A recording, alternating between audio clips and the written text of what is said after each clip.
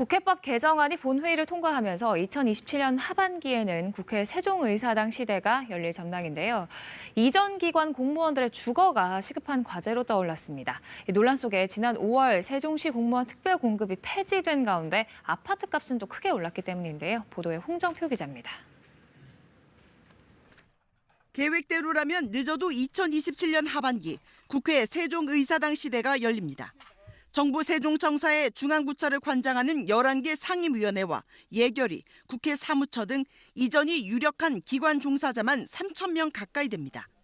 앞서 중앙부처 이전 때와 마찬가지로 이들 대부분 비자발적 이주자로 주거 안정 지원이 필수적이라는 게 국토연구원의 연구 결과입니다. 행복청은 2030년까지 11만 3천 호가 추가 분양되는 만큼 충분히 수용 가능할 것으로 보고 있습니다.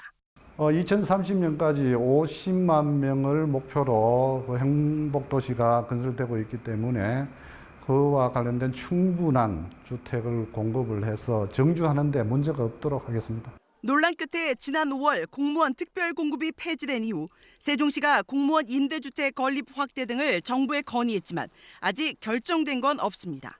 때문에 이전 초기에는 중앙부처 이전 때와 마찬가지로 장거리 통근버스 운영 등이 재연될 가능성이 높습니다.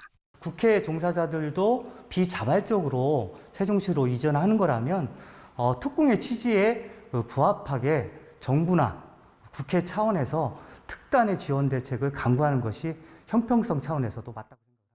아파트 가격이 급등한 세종시로의 진입이 쉽지 않은 만큼 국회 종사자인 이전 공무원들에 대한 현실적인 주거 대책이 필요해 보입니다. KBS 뉴스 홍정표입니다.